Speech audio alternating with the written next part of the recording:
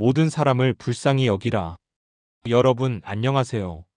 오늘 우리는 에베소서 4장 32절의 말씀을 중심으로 모든 사람을 불쌍히 여기라는 주제로 함께 묵상하는 시간을 갖고자 합니다.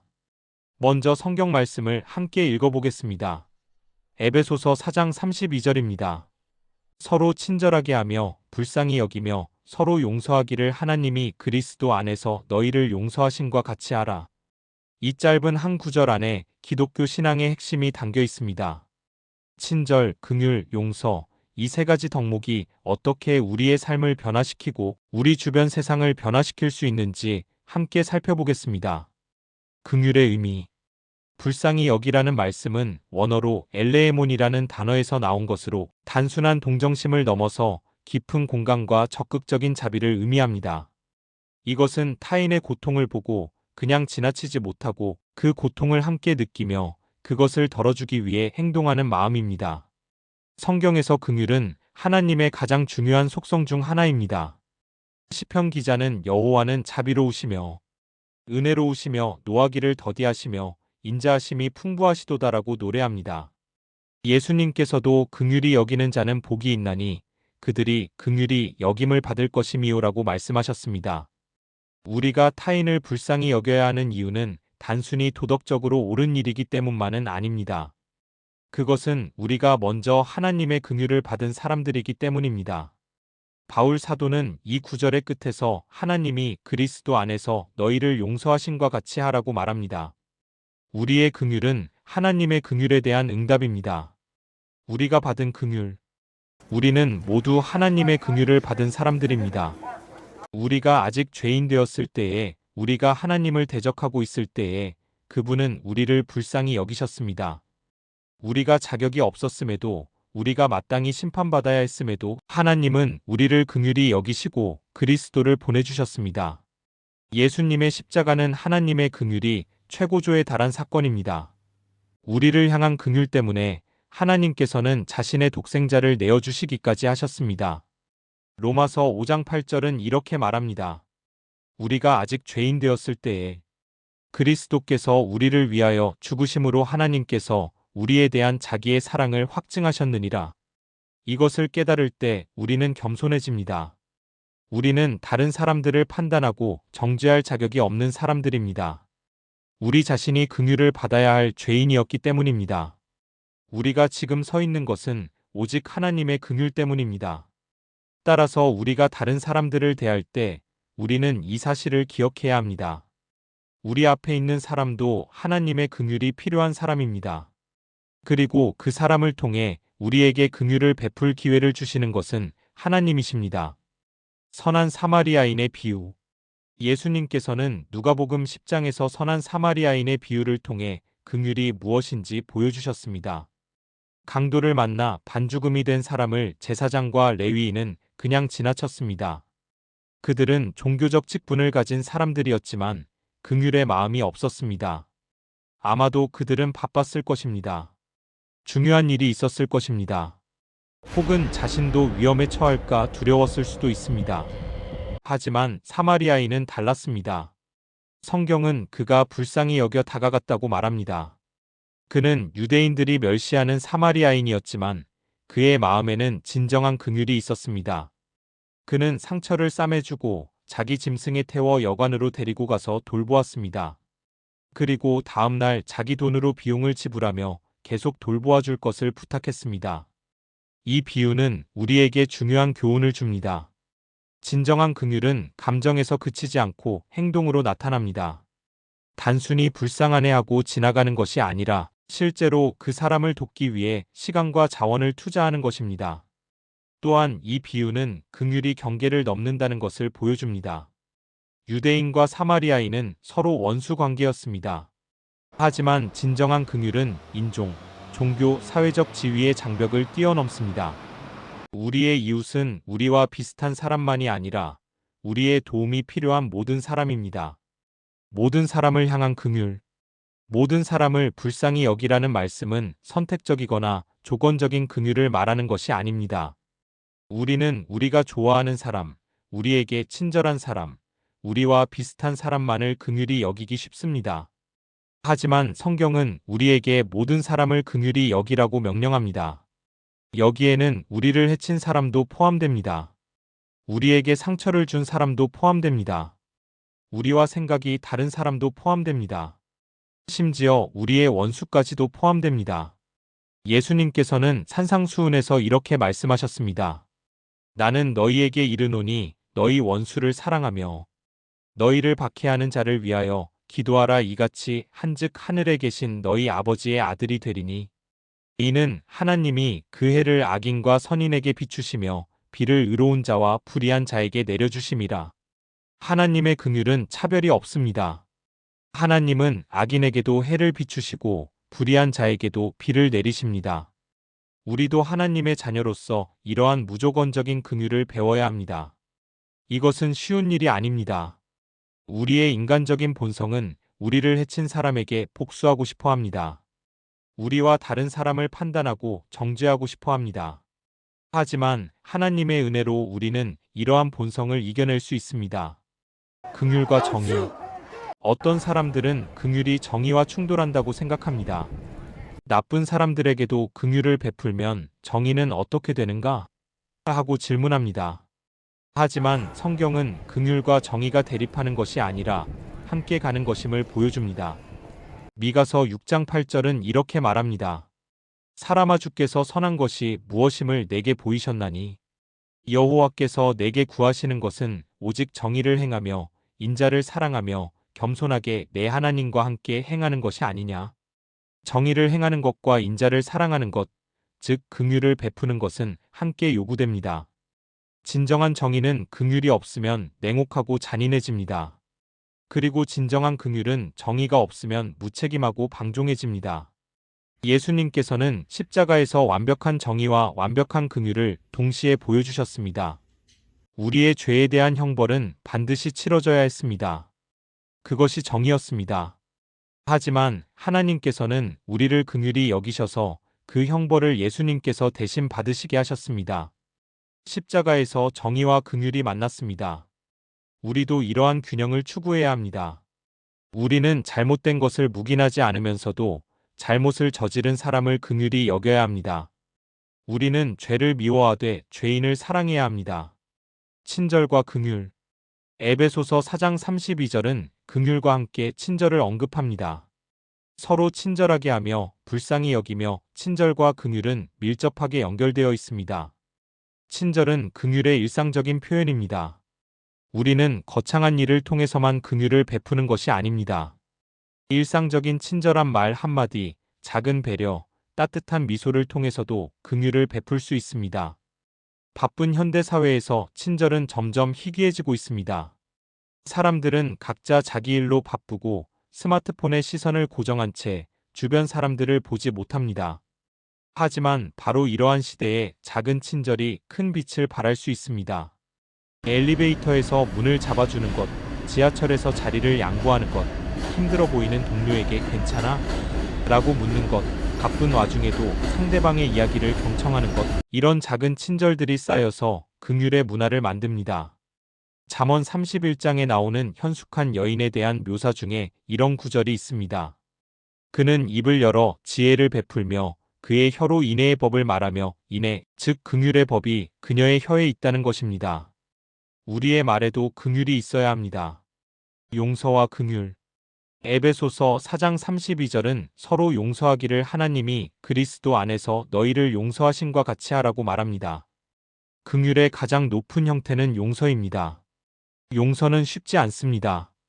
특히 깊은 상처를 받았을 때, 배신당했을 때, 부당하게 대우받았을 때 용서하는 것은 매우 어렵습니다. 우리의 감정은 분노하고 복수하기를 원합니다. 하지만 성경은 우리에게 용서하라고 명령합니다. 그것도 무조건적으로, 반복적으로 용서하라고 합니다. 베드로가 예수님께 제가 형제에게 몇 번이나 용서해 주어야 합니까? 7번까지입니까? 라고 물었을 때 예수님께서는 7번뿐 아니라 7번을 70번까지라도 하라고 대답하셨습니다. 즉, 끝없이 용서하라는 의미입니다. 왜 우리는 용서해야 할까요? 그것은 우리가 먼저 용서받았기 때문입니다. 마태복음 18장에 나오는 빚진 종의 비유를 기억하십시오. 왕에게 10,000달란트의 큰 빚을 진 종이 용서를 받았습니다. 하지만 그 종은 나가서 자기에게 100데나리온 빚진 동료를 만나 용서하지 않고 감옥에 넣었습니다. 왕은 이 소식을 듣고 그 종을 다시 불러 질책했습니다. 내가 너를 불쌍히 여김과 같이 너도 내 동료를 불쌍히 여김이 마땅하지 아니하냐? 우리가 하나님께 용서받은 죄는 10,000달란트와 같습니다. 상상할 수 없이 큰 빚입니다. 우리가 다른 사람들에게서 용서해야 할 것은 100데나리온과 같습니다. 비교할 수 없을 만큼 작습니다. 우리가 얼마나 큰 용서를 받았는지 깨달을 때 우리는 다른 사람들을 용서할 수 있게 됩니다. 또한 용서는 우리 자신을 위한 것이기도 합니다. 용서하지 않고 원한을 품고 사는 것은 우리 자신의 영혼을 좀먹습니다. 분노와 쓴뿌리는 우리의 마음을 병들게 하고 우리의 관계를 파괴하며 우리의 기쁨을 빼앗아갑니다.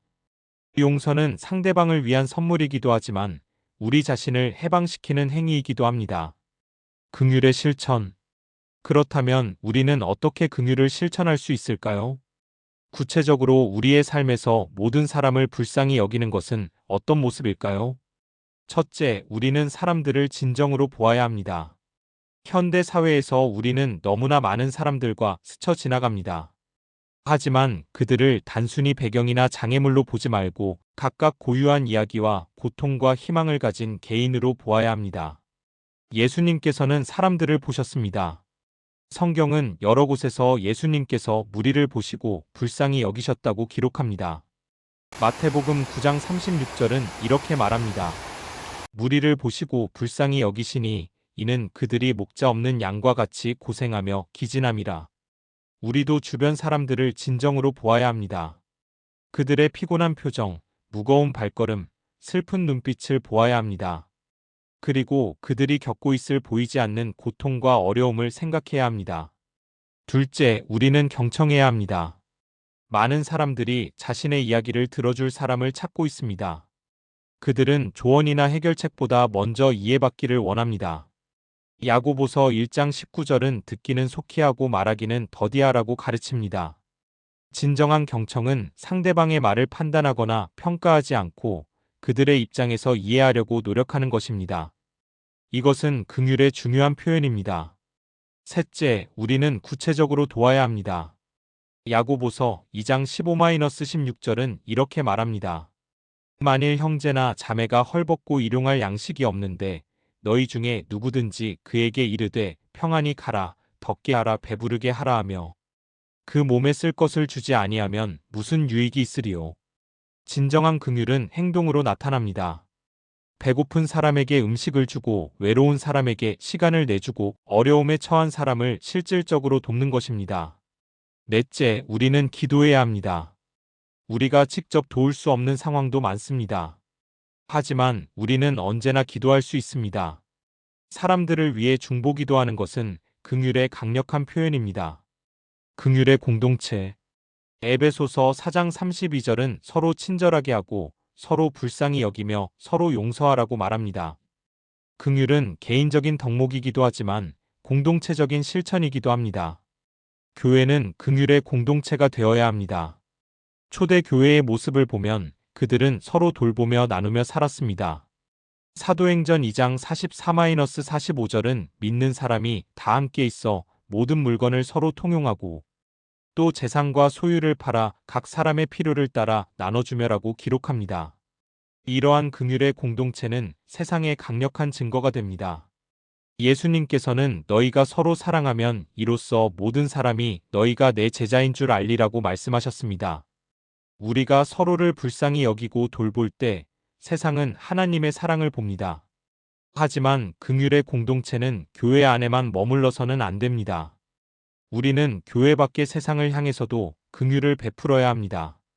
가난한 사람, 소외된 사람, 억압받는 사람, 고통받는 사람들을 향해 우리의 긍휼을 확장해야 합니다. 긍휼의 능력. 긍휼은 약함이 아니라 강함입니다. 긍휼은 세상을 변화시키는 능력입니다.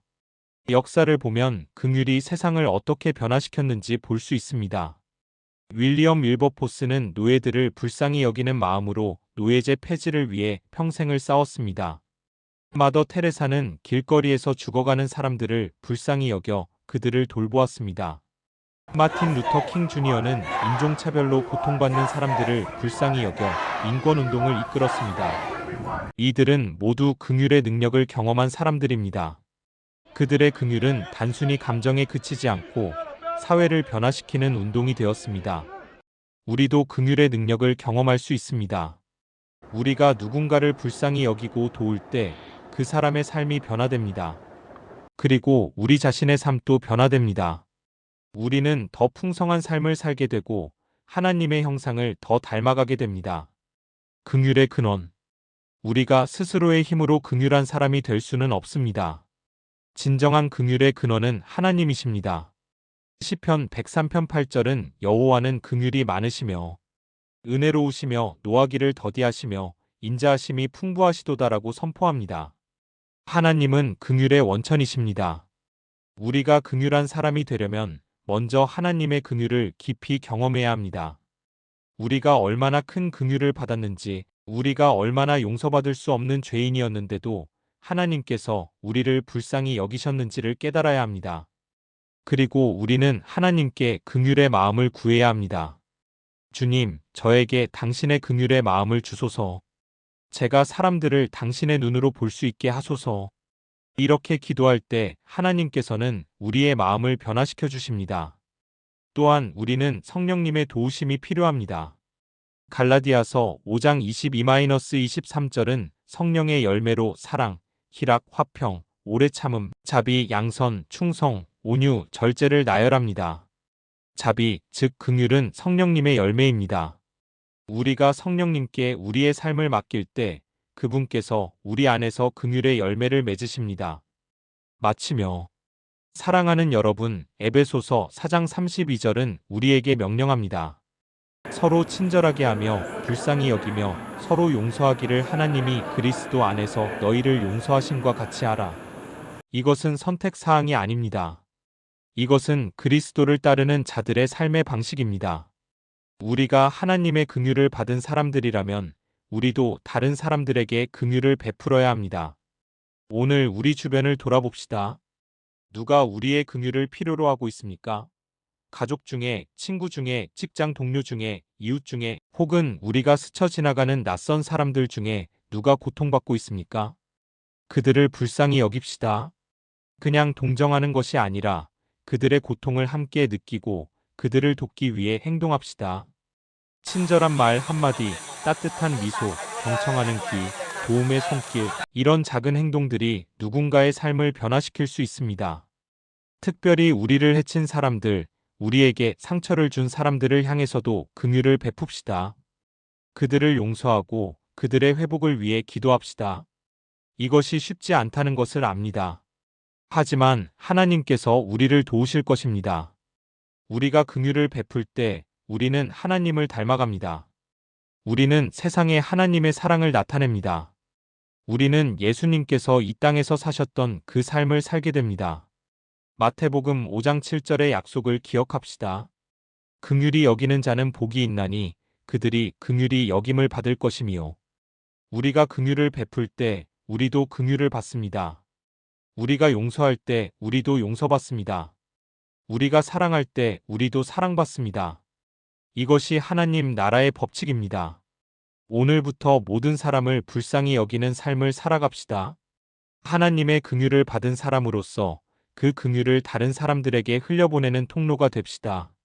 하나님께서 우리 모두를 축복하시고 우리의 마음을 긍휼로 가득 채워주시기를 기도합니다.